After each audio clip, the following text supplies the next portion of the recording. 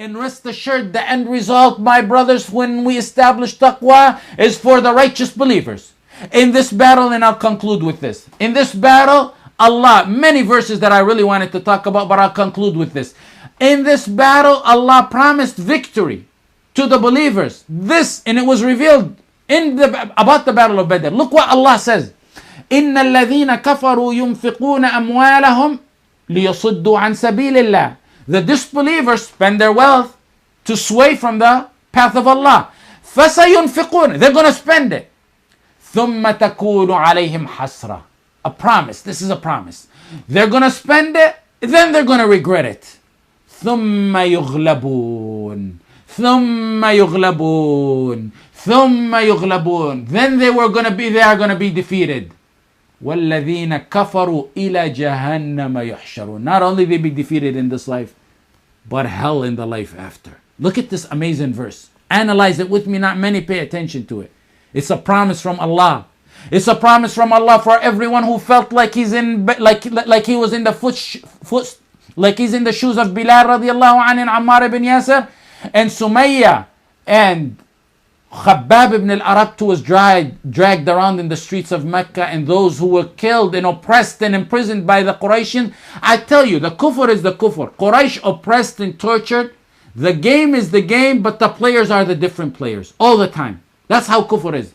The game is the game. Oppress a family of an old woman. Ammar ibn Yasir. An old woman. What do you need with an old woman? Leave her alone.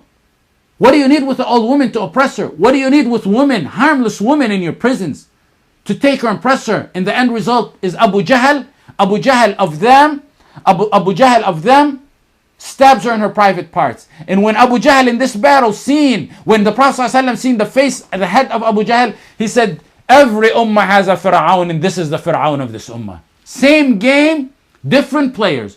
Today they oppress the woman and imprison the woman and rape the woman. And today, as you see in Syria and all over the globe, in Kashmir, and you see what's going on in Burma, and all over the world, they oppress them and they imprison them. You who are feeling the agony of Sumayya, you who are feeling the agony of Bilal and Khabbab, and those Mus'ab ibn Umair, and all those Sahaba who agonize, I say, the end result, victory, is a promise from Allah. You who walk in niqab and feel like you're a stranger, you're going to come a day when you're going to be a leader of this earth. A promise, wallahi al-azim. Wallahi al-azim, you're going to be walking with your head high and no one is going to be able to mess with you.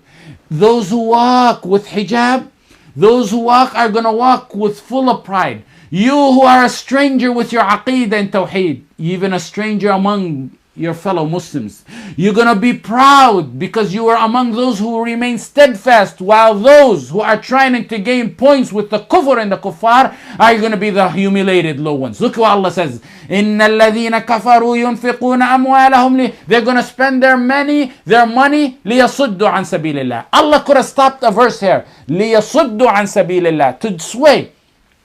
Allah emphasizes and reiterates, they're surely going to spend it. This was not needed, but Allah wants to say, فَسَيُنْفِقُونَهَا. Surely they're going to spend it. To reiterate the first statement. Meaning this is a good sign for you. This is a good sign for us as a believer. فَسَيُنْفِقُونَهَا ثُمَّ تَكُونُ. Then they're going to regret it. So the sign that you see today of them spending their wealth on Muslims is a sign of victory to Islam and Muslims by Allah, by clear statement of this verse. فَسَيُنْفِقُونَهَا. They're going to spend it. And what's going to happen after that? This is the first stage. فَسَيُنْفِقُونَهَا. So when they declare war on Allah and His Messenger, when they begin to kill, when they begin to annihilate, when they begin to oppress, when they begin to wrong the Muslims, فَسَيُنْفِقُونَهَا ثُمَّ تَكُونُ عَلَيْهِمْ حَسْرَةً. ثُمَّ تَكُونُ. Then they're going to regret it. So what's the next step after they regret it? ثُمَّ يُغْلَبُونَ. And then they're going to be defeated, the third step. And what's the very final step? وَالَّذِينَ كَفَرُوا إِلَى جَهَنَّمَ يُحْشَرُونَ. And the disbelievers, the fourth step, not only a defeat and humiliation in this life, but hell in the life after. I say, stay steadfast to this religion. Be proud of it and don't give up hope. Because just like Allah granted the victory of Badr, you can wake up one morning and He grants you victory. You wake up one morning and the victory is to Allah and His Messenger, just as He done in Badr. It could be a calamity from Allah from on top of seven skies. Rain, a storm, an earthquake, a power outage, something like that.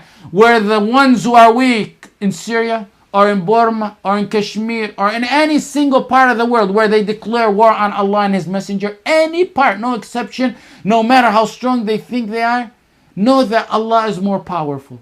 فَسَيُنْفِقُونَها ثُمَّ تَكُونُ عَلَيْهِمْ حَسْرَةٌ ثُمَّ يُغْلَبُونَ وَالَّذِينَ كَفَرُوا إِلَى جَهَنَّمَ يُحْشَرُونَ. May Allah grant in this blessed month, in this blessed day, our brothers in every part of the world who are oppressed a victory, in a stunning victory like that of Badr.